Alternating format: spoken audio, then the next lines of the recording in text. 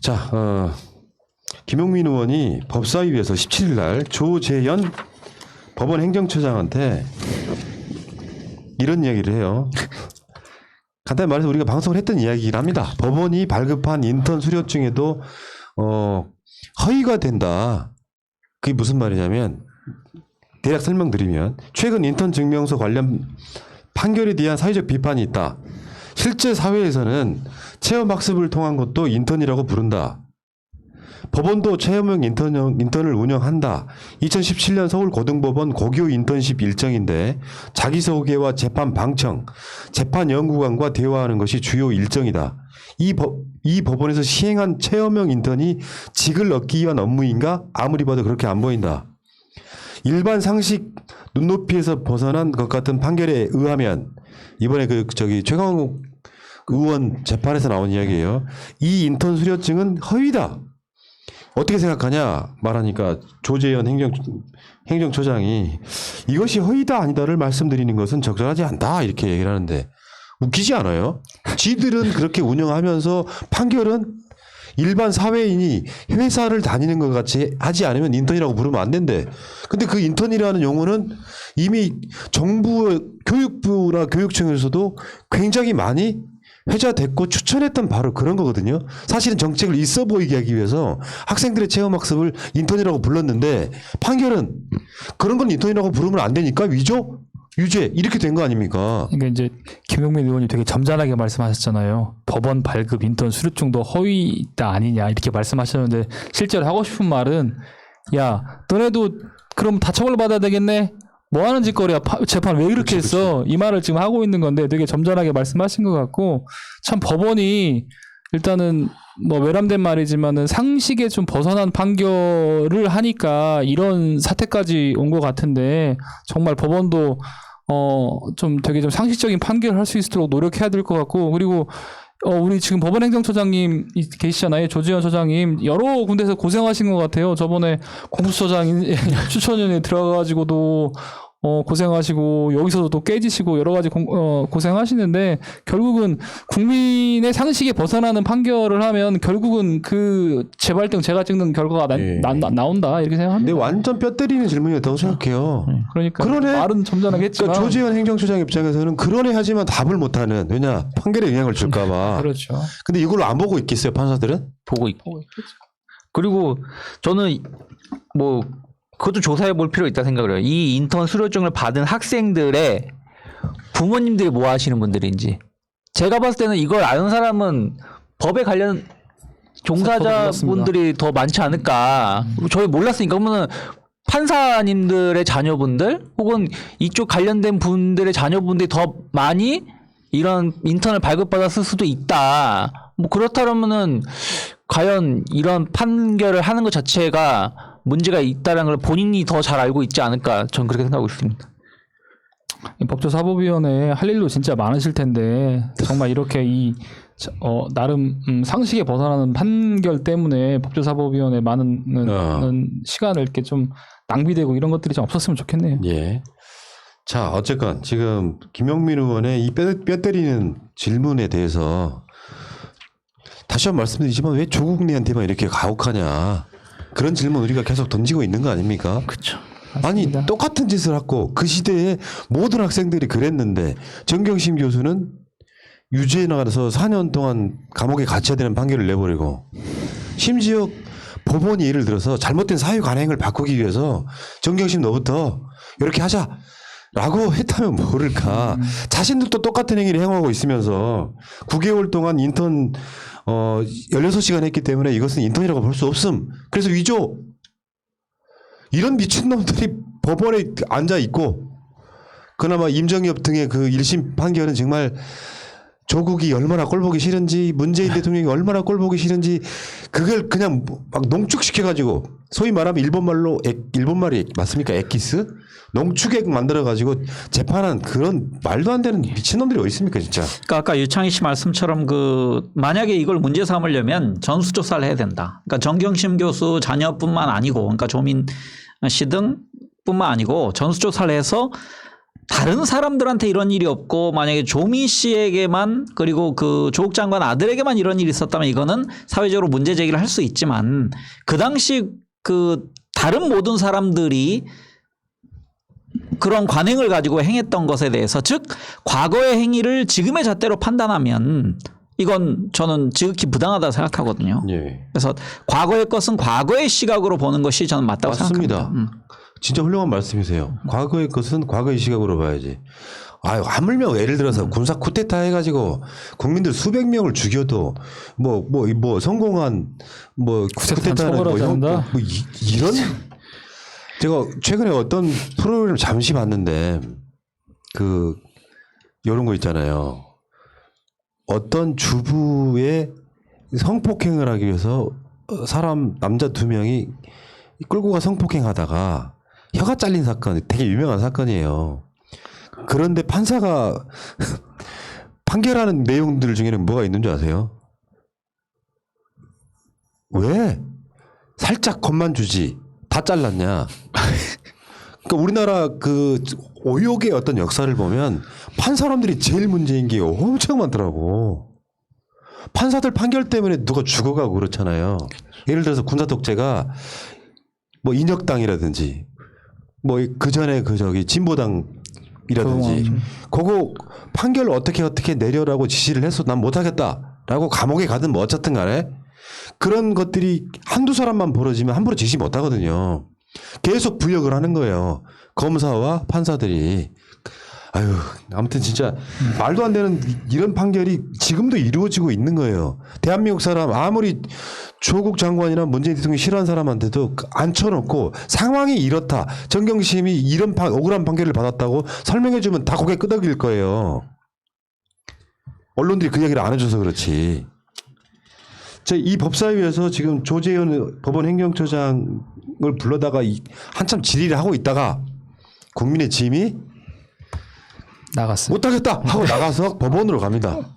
이 사람들 보면은 몸이 그렇게 장애투쟁에 최적화되어 있는 것 같습니다. 야당 오래 하셔도 될 것 같아요. 그래서 대법원으로 몰려갑니다 또. 아니 그 국회 상임위원회를 하다가 몰려가는 건 또 뭐예요? 거기 몰려가는 까라들이 누구누구인지 아세요? 조수진, 저 전주회, 김도읍, 장재원 뭐 이런 사람들 몰려가가지고 대법원장한테 사퇴하시오 하니까 대법원장이 사퇴 못하겠는데요 이렇게 되는 정치 쇼하는 거죠. 아니 그렇게 자신 있으면 탄핵을 하지. 본인들이 탄핵 발의를 할 것이지 탄핵 발의하지도 못하면서 뭐 김명수 대법원장을 찾아가가지고 사퇴하라고 말이나 하고 있고 무슨 장돌뱅이 과거에 전생에 장돌뱅이였는지 뭐 이렇게 밖에서 돌아다니고 있으신지 모르겠고요. 자 결국에는 본인들이 힘이 없으니까 어쨌든 김명수 대법원장 국회에 오라고 이제 하는 그를 하려고 하는데 과반이 안 되니까 그것이 저지가 되니까 그냥 회의를 박차고 이 추운 날 나갔다 오셨는데 정말 뭐 전 솔직히 잘 모르겠어요. 법을 제가 모르니까 그리고 이런 전 조직 생활을 안 해봤기 때문에 자세히 잘 모르는데 김명수 대법원장님이 그 사표를 반려한 것 자체가 이렇게 문제가 될 만한 내용인 것인지 저는 솔직히 별거 아닌 거 가지고 왜 이렇게 일을 키우는 건지 잘 모르겠어요. 거기에 대해서 현직 부장판사 그 얘기 했더라고요. 그러니까 착오에 의해서라도 그러니까 거짓되게 진술하는 것 자체는 문제가 있다. 하지만 이게 대법원장을 사퇴할 만큼 중한 일이냐. 그것과는 전혀 거리가 멀다라는 그 얘기를 하더라고요. 그래서 저는 공감됩니다. 왜냐면은 뭐 사람이 기억의 조작이란 게 있어요. 네. 과거 일을 안 그런 것 같은데요라고 생각해서 뭐 이렇게 과거의 팩트가 좀 어긋나는 일이 있는데 그게 정말 본인의 그 면담 내용을 덮기 위해서 그런 거짓말을 했냐. 저는 그렇게 보지 않거든요. 그러니까 단순 실수라고 저는 생각합니다. 그 부분은. 그래서 그 실수 발언 하나 가지고 대법원장직을 그만둬라. 이건 그 부당하다. 그래서 현직 부장판사 쓴 글에 대해서 저는 좀 공감합니다. 네. 저는 아까 기억의 왜곡도 말씀하셨는데 사실 보면 내가 이게 질문을 받은 것인지 아니면 내가 대답한 것인지 헷갈릴 때가 있거든요. 뭐 그런 부분이 있고 그다음에 일단은 예.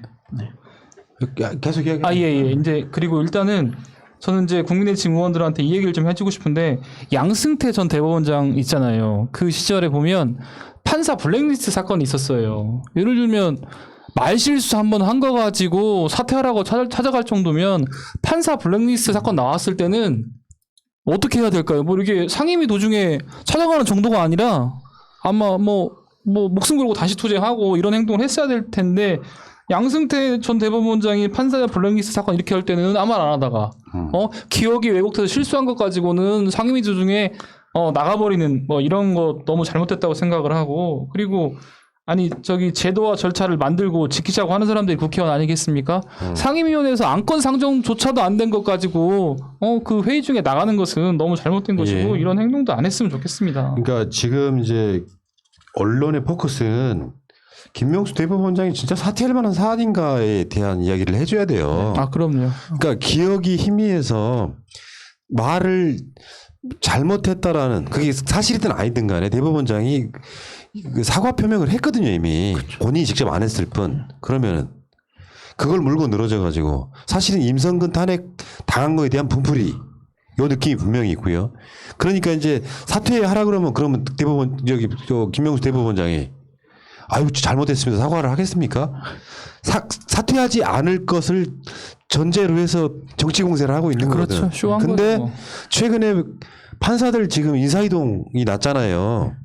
그러니까 어떤 식으로 몰고 가냐면 조국 장관 관련한 재판 맡고 있는 김미리 판사를 그대로 위임시켰는데 어떻게 한 자리에서 막 3년 4년씩이나 그대로 위임시키냐. 조국 장관한테 좋은 판결 내기 위해서 의도적으로 밀어주는 거다 이런 식으로 프레임을 살짝 더 바꿉니다. 정말 신기한 족속들인 게 난 이 사람들이 하는 모든 생각은 자신들이 이명박 때 박근혜 때 했던 생각을 그대로 세상을 보는 것 같다는 생각을 해보거든요. 김명수 대법원장 우리한테도 욕먹어요. 법원 판결 이상하다고. 맞습니다. 김명수가 법원을 장악하고 있으면 정경심 교수 같은 판결이 나오겠습니까? 맞습니다. 오히려 오랜 시간 동안 기득권에 있던 판사들이 총공세해가지고 문재인 정부와 민주세력한테 엿먹이게 하는 것 같은 느낌인데 그걸 왜 못하냐고 김명수를 비판하고 있는데 우리도 좋아. 더 센 놈 밀어넣게. 이게 과반수가 찬성하면 임명되는 구조잖아요. 그쵸. 헌법재판소장하고 국무총리하고 대법원장은. 그러면 김명수 물러나고 좀 더 센 분 모셔가지고 150석만 있으면 되는 거 아닙니까? 그런 거지 뭐. 아무튼 그래서 본인들이 이런 식으로 하는 게 말이 안 되고 이거 반대로 그럼 또 해볼게요.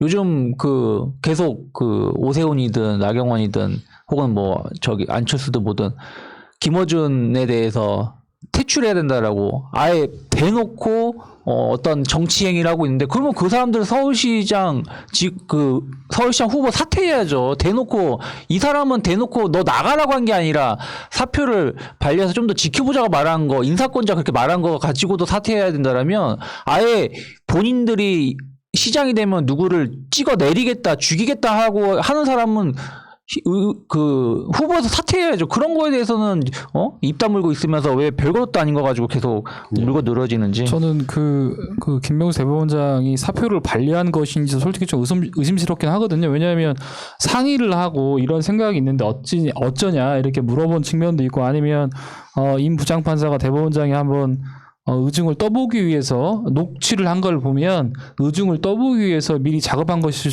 수도 있다 이런 생각이 들고 굳이 사표를 반려했다고 얘기를 하면 이 부분 관련해서도 조재현 법원 행정처장이 좀 말씀하신 부분이 있는데 이렇게 말씀하셨더라고요. 사표를 수리하지 않는 것이 위법한지는 규정상 분명하지 않은 점이 있다.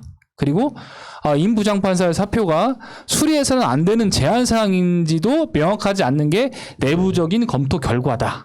그래서 보면은 결국은 법률적으로 큰 문제가 없다 이런 취지의 말씀하신 것 같아서 좀 이런 것이 더 이상 논란이 좀 안 됐으면 하는 바람입니다. 그런데 헌재에서 임성근 탄핵소추 첫 재판을 26일 날 하겠다 이렇게 나옵니다. 네. 이런 사안이 급한 사안 28일 날 퇴직하는 사람에 대해서 26일 날 첫 재판을 하면은 결국에는 임기 끝나고 하겠다는 거잖아요. 근데 우리는 이런 거거든요. 임기가 끝났지만 이 사람이 한 행위에 비추었을 때 탄핵이라는 결정을 내려줘야 선례가 안 남는 거고 대한민국 역사에 최초로 탄핵 당하는 판사를 만들어 줘야 되는데 혹시나 헌재에서 뭐 이제 예를 들면 실익이 없다. 이미 퇴직한 사람을 굳이 탄핵하느냐 정도 나오면 안 되는 거 아닙니까? 그러니까 그 말씀에 동의하고요. 근데 이제 헌재 입장을 조금 한번 그냥 미루어 생각해 보면 2월 초에 국회에서 탄핵이 가결됐잖아요. 그래서 탄핵 소추안이 헌재에 오고 그 다음에 설 명절 지나고 이제 설 명절 지나고 거의 바로 재판을 연다고 볼 수도 있거든요. 통상적으로 보면 그렇고 양측도 마찬가지로 국회나 상대방도 뭐 하고 싶은 얘기가 있고 자기가 어떻든 간에 탄핵 사유가 있으면 탄핵 사유에서 입증하고 그 자료를 모으는 시간도 필요할 것 같고 상대방도 탄핵 사유가 아니라는 것 관련해서 입증할 자료도 필요한 것 같아서 26일 날부터 변론을 여는 것도 상당히 좀 빨리 여는 것으로 저는 생각이 좀 들고요. 그 다음에 이제 푸나님 말씀하신 것처럼 현직에 있을 때 탄핵 인용 결정을 못한다 하더라도 헌법재판소 재판이라는 것이 예를 들면 헌법을 지키고 수호하고 이런 것도 되게 중요한 영역이기 때문에 명백하게 어떻든 간에 법원의 판결로 헌법을 침해했다 이런 내용이 있는 법관에 대해서 임기가 끝났다라고 하더라도 헌법 추후의 측면에서는 판단할 필요성이 있다 이렇게 생각합니다. 네. 그 말씀에 저도 일부 공감하는데요. 그러니까 지금 아까 말씀하신 대로 이게 단기간에 끝나지 않을 거예요. 그러니까 예를 들어서 2월 초부터 만약에 국회에서 이게 헌법재판소로 송부됐다 하더라도 이게 뭐 한 달 사이에 심리가 완전히 끝날 것 같지 않고요. 왜냐면은 변론한 측에서 계속적으로 여기에 대해서 반대 주장을 하면 이게 쉽게 한두 번 열려서 이게 결정을 낼 수 있는 문제는 아니라고 생각하거든요. 하지만 지금 저는 임기가 만료됨에도 불구하고 헌재에서 이 문제를 본격적으로 다루겠다는 것 자체는 대단히 높이 평가합니다. 왜냐하면 임기 끝난다 하더라도 현직 법관의 그 탄핵에 관련돼서 국회를 통과해서 왔고 헌재의 결정에 의해서 임기 만료와 관계없이 그 탄핵 선언을 할 수도 있거든요. 그렇죠. 그 인용을 할 수도 있거든요. 그렇죠. 이제 그런 경우에는 새로운 이정표를 하나 남길 수 있다. 기대해 볼 만한 것은 헌법재판소 상당히 진보적으로 바뀌었다는 대단히 이런 진보적입니다. 측면이 있고요. 그러니까 탄핵 하느냐 안 하느냐가 이 사람이 향후에 변호사직을 하느냐 마느냐. 제가 이거 밝히면 안 되는 건데 한번 밝혀볼게요. 제가 들은 정보에 의하면 임성근은요 판사실에서 변호사 사무소 개업하는 변호사들 면접을 봤답니다. 그게 무슨 말씀이시죠? 이해가 안 되세요? 공무원인 자가 판사 사무실에서 자기 변호사 개업하는 사무실에 회의 변호사들 면접을 봤대요. 그러니까 법률사무소 대표를 하는데 자기를 도와줄 밑에 있는 설이 있는 거죠? 그런 설이 있는 거죠? 네, 설이 있다. 그런 설이 있죠? 그렇게 하더라. 아니 갑자기 팩트인지는 모르고 그러니까 설이 있습니다.